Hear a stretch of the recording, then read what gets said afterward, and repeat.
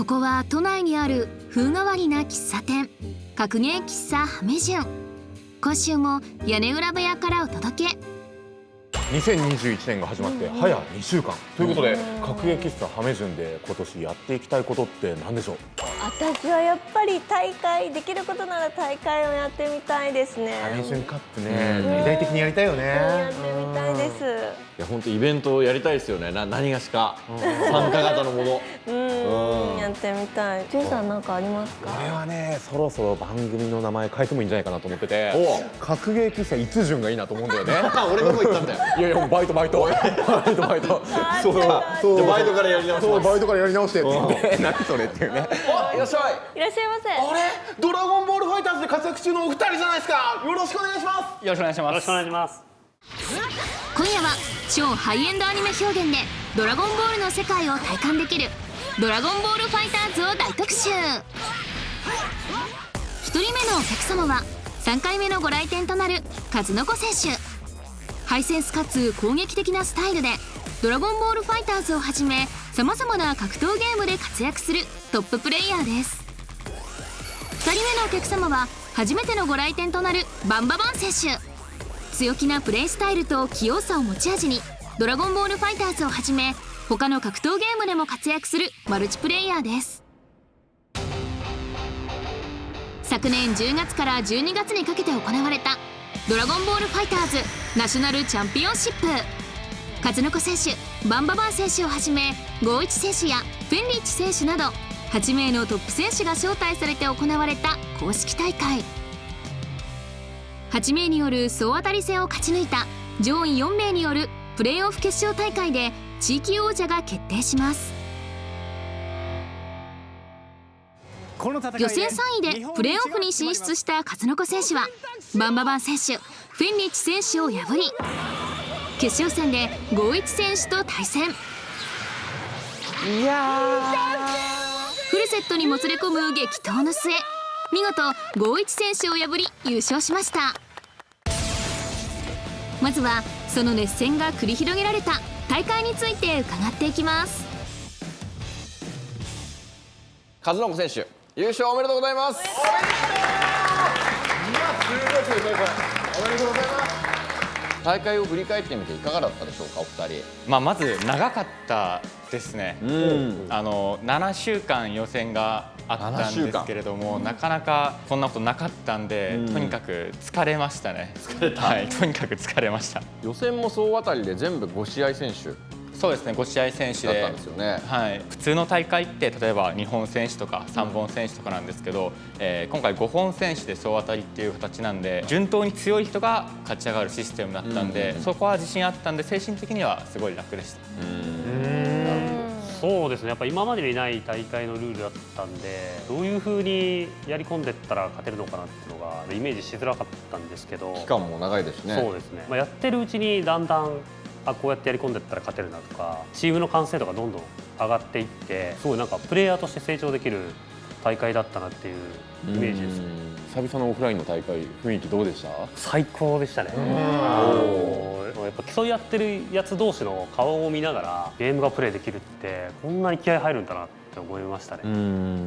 なんか印象的だった試合とか、なんか相手とか。1回戦そうなんですよね。プレーオフのまず1回戦が、そうですね。1回戦当たるってことになって、ただ予選でこっちが勝ってるんですね、バンバンに。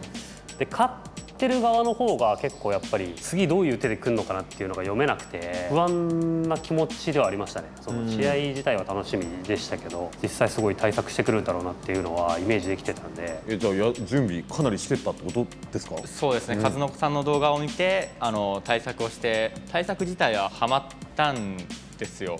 ただその対策がハマっても全然流れがつかめないくらい、なんかもう化け物じみた強さで本当に数の子さんがそのまま負けちゃったんですけど、その配信の中でドラゴンボールあんまやってなかったんですよ。ちょっと練習サボってるんじゃないかみたいな感じで、これいけるなって内心思ってたんですよ。でも全然ミスとかしなくって数の子さん、試合が終わった後に数の子さんに聞いたら毎朝2時間は絶対練習してましたとか言われて、配信でやってないだけで裏ではこそ練しててちょっと腹立ちましたね。それの数の子長期戦7週間という期間があるからってことで意識的にそうしてたってことですか？お互いやっぱ対戦相手がトーナメントと違って決まってるんで、手の内見せれば見せるほどその分損するんで、見せない方が勝つ確率は上がるのかなっていうのは感じてたんで。そんな数の子さんは他の戦う相手の配信とかはチェックしてました？郷一さんとその川松さんっていうプレイヤーがなんかその30先っていうかなり長期戦とかやったんですけど、自分ちょっと川松さんのチームに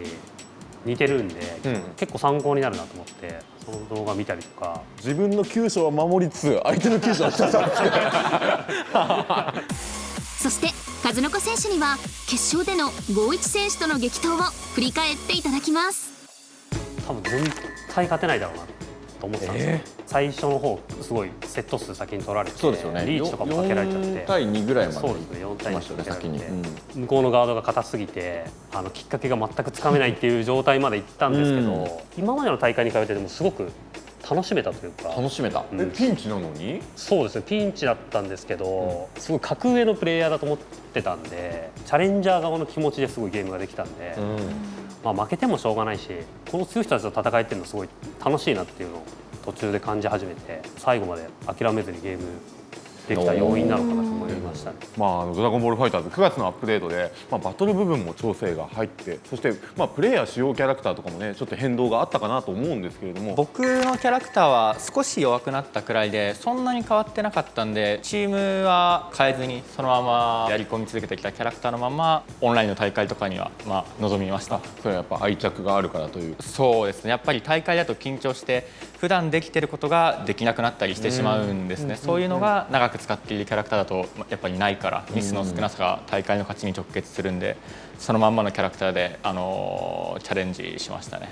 アップデートされる前はそのアシスト攻撃も強いキャラじゃないと大会で勝つ上ではちょっと弱いのかなっていうキャラクターが多かったんですけど、アシストの種類が1種類から3種類に変わって、増えたんだよね。その全部のキャラクターのアシストで弱いから使われなかったっていうキャラクターがいなくなっちゃったんで、キャラ選択がすごい難しくなったんですよ、でどのキャラクターを使えば勝てるのかとか、どのキャラが強いかっていうのが全く想像つかなくなっちゃって、可能性が増えてしまったことによって、そうですね、キャラ選択にすごい迷って、今回の予選の時も1回戦はこのチームで行ったんだけど、2回戦は自分全く違うチームに変えて、実はこのチームの方が強いんじゃないかっていうのに、その試合中にもっとこっちのチームの方がいいとか、あの人の使ってるチームの方が強そうだとか、すごい悩んじゃう調整になりましたね。いろいろ手を出してみた結果、和の子さんはじゃあしっくりきて勝てたみたいな。自分のプレースタイルに合ってるキャラクターというかチームが大会の最中に見つかったというか、じゃあ切り替えながらやってて、結果として身勝手悟空、ゴテンクス、亀仙人そうですに落ち着いたって感じなんですね。そうですね、このチームがピタッとはまりましたね。バンババン選手は最初はそのバーダック軸としたチームだったと思うんですけど、とはいえその数の子選手との試合では身勝手悟空出したりもしてましたよね。そうですね、そのあたりどういうその心境の変化というか。数の子さんがブロリーっていうキャラクターをどうやら苦手らしいっていう情報を仕入れたんで、これはもうかぶせてやろうと思って一生懸命練習して、数の子対策を。そうなんですよ。なるほど、それがあったんですね。なんなら上で待ってるフェンギッチさんとゴイチさんもどうやらブロリー苦手らしいみたいな話を聞いて練習したんですけど、結構ゴイチさんとかフェンギッチさんとは事前に僕練習してたんですよ、一緒に。だだんだんバレてきて、こいつらと練習しん方が良かったなとちょっと思いましたね。やってるうちにバレたらダメなんですよ。早朝起きてこそ練するべきでしたね。僕その6対戦前日のやつ行かなかったんです。あえて手の内は絶対探さないぞと。ホテルの中とかで僕とゴイチさんとかフェンギッチさんが対戦してる時に声かけたんですよ。和信さんこの部屋で対戦してるんですけどよかったら来ませんかって。来なかったですね。これね、負けてたらそれのせいだよって言うんだけどね、それで勝ってるからなんか何も言えないんだよね。ドラゴンボールファイターズナショナルチャンピオンシップの表彰式後には、新キャラクターとしてスーパーベビー2とゴジータスーパーサイヤ人4の配信が発表されました。個人的にスーパーサイヤ人4大好きなんでゴジータ相当気になってますね。シーズン3で追加されたキャラクターって、ケフラ、ミラッテの悟空、それから亀仙人、みんなすごい強いキャラクターなんです。なるほど。この4番目5番目のキャラクターもすごい強いんじゃないかとかすごい期待してますし、早く触りたいですね。でも亀仙人がそんな強いとは最初誰も思ってなかったよね。そうですね、最初アシスト攻撃がすごい強いっていうので話題になってて、ただ前に出た時弱いっていう話だったんですけど、強いけどただちょっと相手をイラつかせるだけのなんか色物止まりなんじゃないのみたいな、そういう評価の人が多かったんですけど、川松さんっていう大阪の方のプレイヤーなんですけどが研究を進めたりとかして、川松さんが数の子さんに教えて、このチームがひょっとしたらこのバージョンの正解になるかもしれないっていうことを先日の大会で証明したっていう。正解導き出しちゃったんですね。2人の関係性についてもちょっとお伺いしたいんですけれども、最初の出会いとかって覚えてますか？覚えてます。気づいたら友達でしたね。気づいたら友達？そういうことは覚えてどういうこと？覚えてないいない覚えてないと。何年ぐらい前とかいうのは大体。一番古い記憶、数の子さんと喋った一番古い記憶がなんかどっかのヨーロッパの空港で会った時の会話が一番古い記憶ですね。だから僕にとってはそれが一番最初の出会いですね。その時は初めましてみたいなご挨拶。でもあの時もっと硬かったですよね。そうですね、なんかちゃんと話したの大野沢金がね、数の子さんが全く覚えてないのは伝わってきました。今ね同じゲームをこうやってドラゴンボールファイターズやられてるってことで結構仲良くなったりしたんじゃないですか？ゲームの攻略以外たわいもない話とかも結構プライベートでもお話するの。はい、例えばオフラインでご一緒されてるわけじゃないですか。はい、合間とかになんか話したりしました？さっき話したのはなんか死について話してましたよね。いや全く関係ない。どういうこと？いやいやもうなんか海外大会また回るようになったら結構大変だよねみたいな、そのコロナが収まった時の話をしてましたね。じゃあ今のはバンバンバンさんの言い方が極端に悪かった。まあでも結局ゲームの話しちゃいますけどね。格ゲー以外のゲームの話とかもしちゃったりとか、まあこのゲーム流行ってるらしいよとか。そうですね。僕も数の子さんも格闘ゲーム以外のゲームをいろいろプレイするんで、そういう話をしたりとかも。なるほど。数の子選手らしさを感じるところ、プレーでもだし、なんか人付き合いとかよりも自分の時間を大切にするっていう。ですよね。すごいマイルドに言ったらそういうことになりますね。そうですね。ホテルに呼んでも来ないし、飲み会とかを断って配信行くみたいな感じの。まあでもそういうイメージだったんですよ。こういうふうに話す機会が増えて、他の人からの話とかも聞いたりすると、すごい奥さんを大切にしているっていう話を他の人が第三者から聞いたりとかして、一気にもうイメージ爆上がり、なんか嫌われてるんじゃないんだなっていうのを思いました。使い方の優先順位度があるんだなと本人には。私生活は結構なんかぶっ飛んでるのかなって感じします。イメージできない。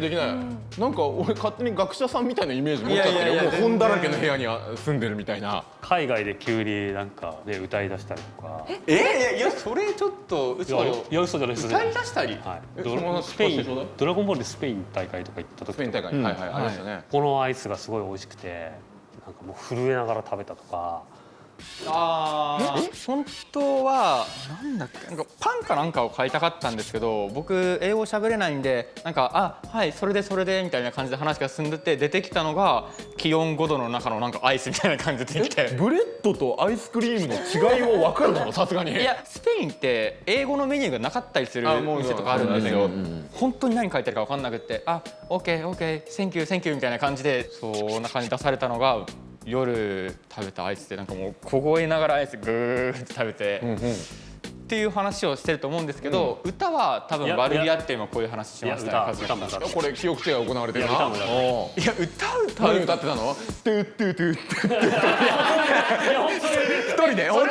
それは良くないですか？それは良くないですか？すれ違うスペインの人もなんか何こいつみたいな。でもなんかそういうのはあるかもしれないですよ。車の運転してる時は僕歌ったりしてるんですよ。まあね、パーソナルな空間です。別に通行人からなんか見られてもどうせもう二度と会わないし、どう思われてもいいやくらいの気持ちでいますね。ほんのりやべえやつなんだな。こいつやべえぞ。すれ違う人に何思われても、白い目で見られてももうどうでもいいっていうか。俺も割と大丈夫かも。ゴールデモまでちょっと変わったことやるバンドだから全然まああんまり積極的にはやらないようにしてるけど別に街中でねブリーフ一丁になってもう俺は全然大丈夫俺は気にしない僕それちょっと無理ですいません。やべえやあれやべえあれおかしいなトゥトゥトゥそんな本当にやべえ話聞いてたらお二人のプレーを見たくなっちまったぞワクワクしてきたぞ数の子選手バンババン選手お願いしてもいいですかやりましょう。お願いしますお願いしますお願いします先日の大会でも熱い戦いを繰り広げた数の子選手 vs バンババン選手のエキシビションマッチ。ここからエキシビションマッチをやっていきたいと思います。その組み合わせは数の子対バンババン、戦う前に意気込みを聞かせていただきましょう。バンババン選手には勝ってるんでちゃんと勝ちたいと思います。ここも、頑張ります。これ勝ったら日本チャンピオンに勝ったっていうことなんで、半年間くらい生きれるんで、すごい気合い入れて頑張ります。見ていきましょう。エキシビションマッチ、ワンピが左側、身勝手の極意悟空、そしてゴテンクス亀仙人が数の子、対する 2P が右側が身勝手亀仙人に GT 悟空を入れたチームになっております。ゴテンクスと GT 悟空の差。はい、そうですね。この身勝手悟空はすごいその無敵技をたくさん持っている、まさにその身勝手の極意を得得しているということで、相手の攻撃をこう見なしながら攻撃することができるキャラクター。設定的にもコンセプト的にも強いもんね。まずは数の子、先手を取りました。そして起き上がりを亀仙人アシストとともに攻め込んでいきます。ここはガードキャンセル、 GT 動きを出した。体が小さいキャラクター、おっと触っていくのは数の子です。おっとここでいわゆる駒投げ、カードを崩した。このまま追撃を決める。補正はかなりかかっていますが起き上がり攻め込んでいきます。ここで亀仙人、GT 動きのコンボが始まる。バンババンのチャンス、身勝手悟空の体力を削っていきます。さらに置き攻め、ここでスパーキングで返す。このスパーキングは1試合に1回のみ使える、緊急回避的な部分。後出しのスパーキングしましたね。お互いにおっとこれ崩れた。バンババン大チャンス、 GT 動きのコンボが決まっていきます。ゲージもかなり溜まってきましたよ。ドラゴンラッシュから一体落とせるかこれは。カメハメハ、そして世界一の無天老師3ゲージありますよ。これは3ゲージ届いた。勝っていきます。156ヒット。まず数の子、身勝手動きが落とされました。ここでゴテンクスが登場。しかし触っているのはバンババン、ドラゴンラッシュ、この投げ技、これが通りました。さらに攻め、しかしうまく数の子は競り勝ってゴテンクスのコンボのチャンス。ゲージフルに使うコンボいくのかな。ここでスーパーゴースト神風アタック設置しつつ攻め込んでいきます。亀仙人にこうチェンジしたところをうまく捉えて起き上がりを決める。ドラゴンラッシュを抜けた、見事な集中力。そしてここ、おっと戦士の気迫からのバニッシュをしっかりとしゃがみ C で落として対空クイズ読んでるよね。ドラゴンラッシュから神風アタック、さらに亀仙人が登場して世界一の無天老師。あ、世界一の無天老師って技なの。技名です。技名なんだ。はい、これで2-2になりました。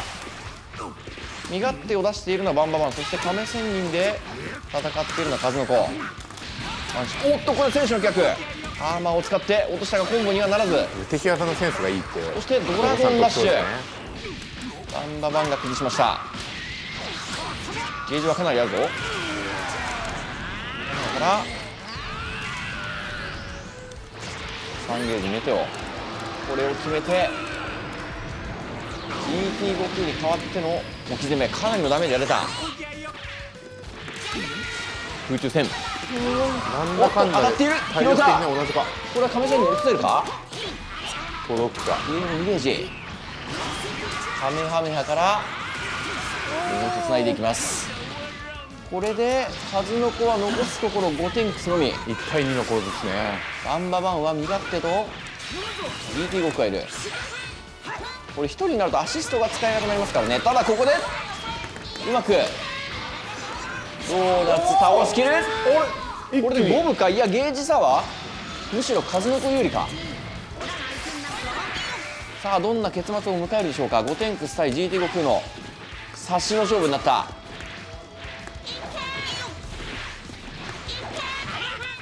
まず触ったのはバンババン。中段。おっと暴れ潰し通ったぞ。 GT 悟空のコンボ。3ゲージ使えるか。たまらない。崩し切りました。勝者バンババン。それでは戦いを終えての感想を伺っていきたいと思います。見事勝利を果たしたバンババン選手。日本チャンピオンらしくないくらい精神的に焦ってるのが手に取るように分かってたんでなんか対戦してて気持ちよかったです。ありがとうございました。ハメ順で負けるとこんなに悔しいんだなっていう。